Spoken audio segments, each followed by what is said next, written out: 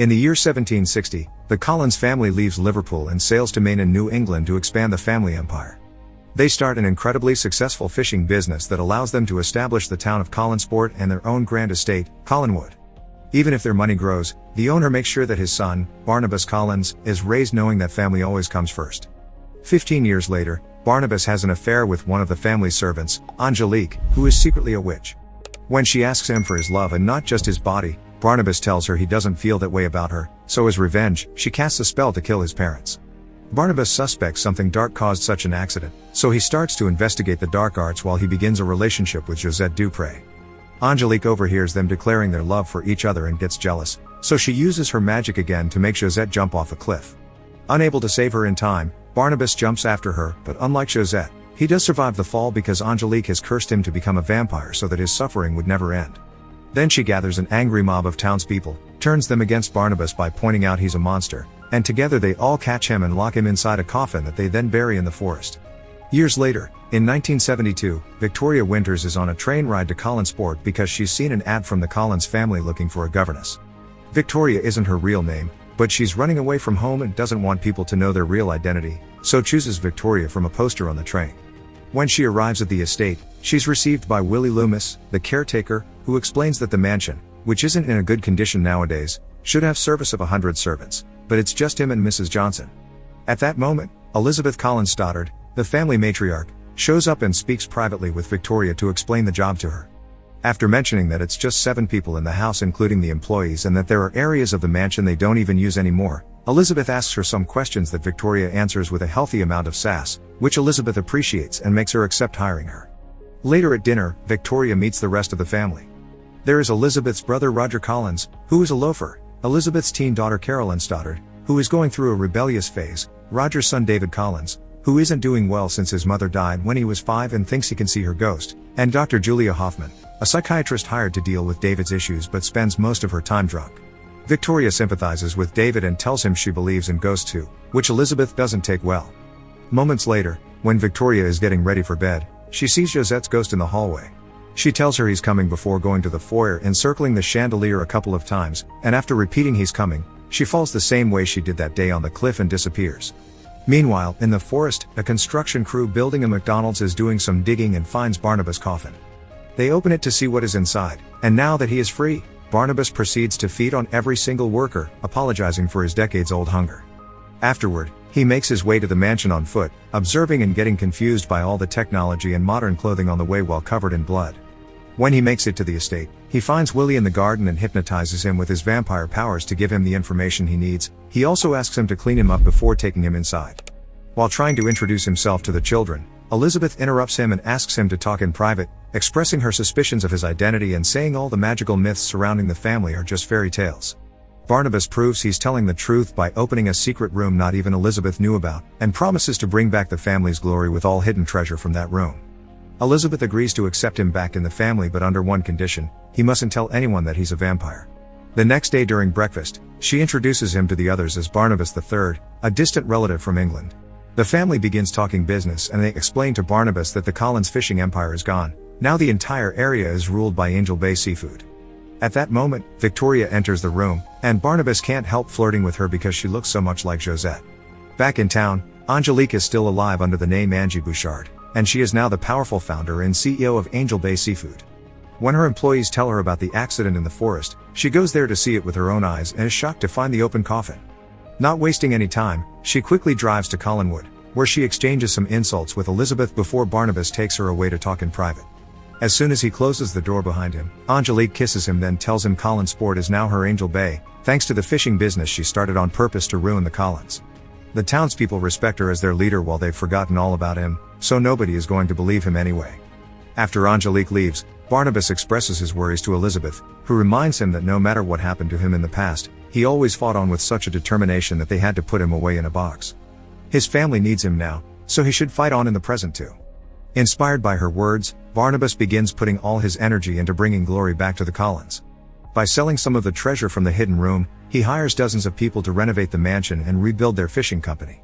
With the help of an umbrella, sunglasses, and a hat, he manages to get out during the daytime without the sun burning him, although he has trouble finding a spot to sleep comfortably, so he makes the servants bring him his old coffin.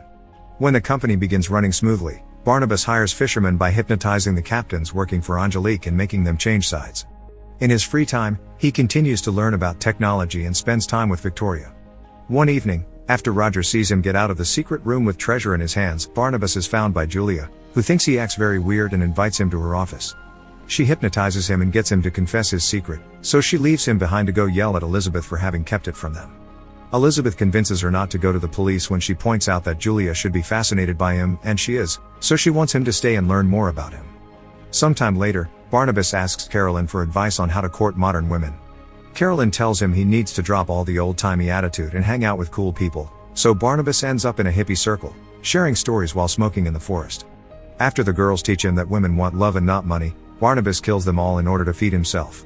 The next day, Julia begins giving him blood transfusions to see if they can cure his vampirism. When Barnabas compliments her, Julia reminds him of the doctor-patient confidentiality concept and gets on her knees in front of him to pleasure him. While Victoria and Barnabas continue to spend time together and bond over talks about the supernatural, Angelique is furious that the Collins company is being successful again.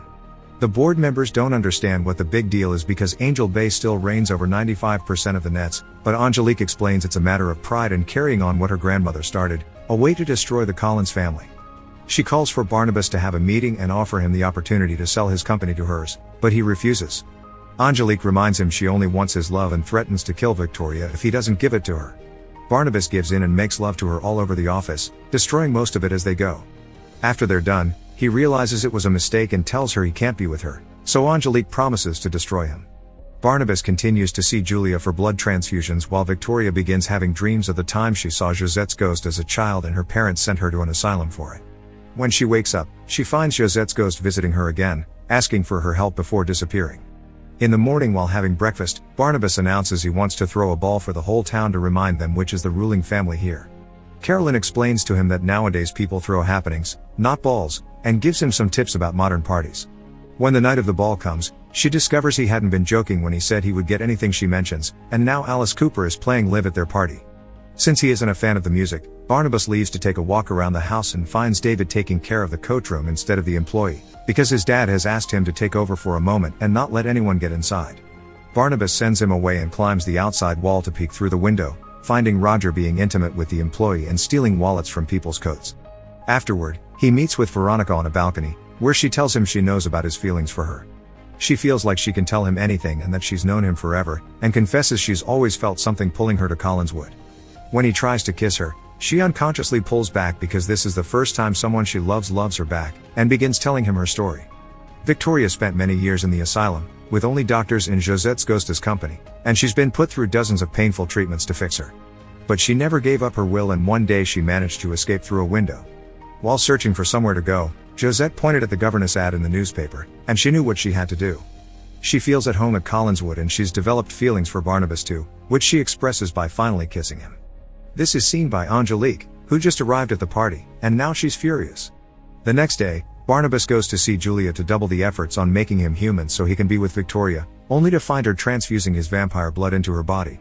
She has never been interested in him becoming human, she only wants to make herself immortal.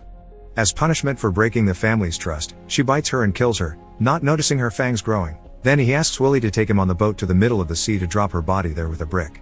Next, he finds Roger trying to access the secret room with the treasure, so he decides to give him a choice. He can start becoming a better dad to David, or he can take some money Barnabas will give him and leave to never be seen again.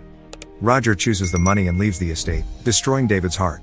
When the kid runs back to his room, he almost gets hit by the disco ball while he is disconnecting from the ceiling, so Barnabas uses his super speed to save him and ends up under the sun, which begins lighting him on fire.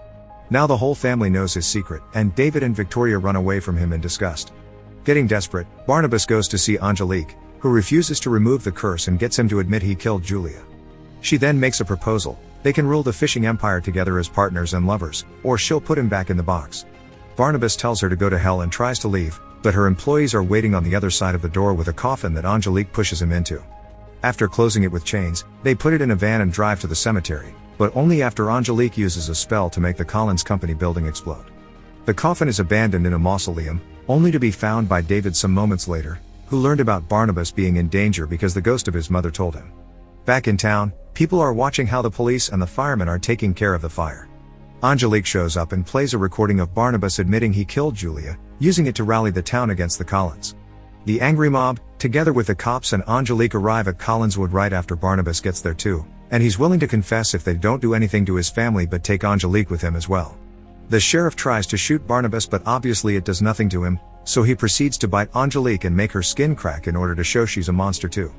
As the sheriff sends all the people away, Barnabas begins fighting against Angelique with the help of Elizabeth's shotgun and Carolyn, who reveals to be a werewolf. Sadly, they prove to be no match for a witch's powers, especially when Angelique enchants the house to attack its own family.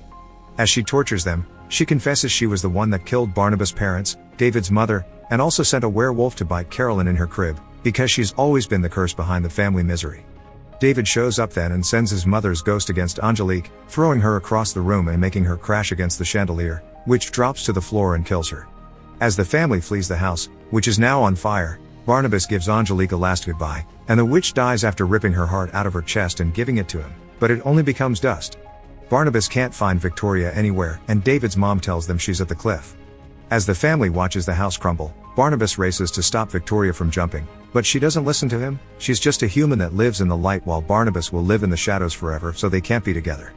This depressing thought makes Victoria jump, and like it happened decades ago, Barnabas jumps after her, but this time, he bites her to transform her into a vampire before she hits the ground. Now she's an immortal creature like him, they can be together forever, and the couple shares a kiss. In the bottom of the ocean, Julian's body opens her eyes, revealing she's become a vampire too. Make sure to subscribe and turn on notifications so you can watch more videos like this. Thanks for watching.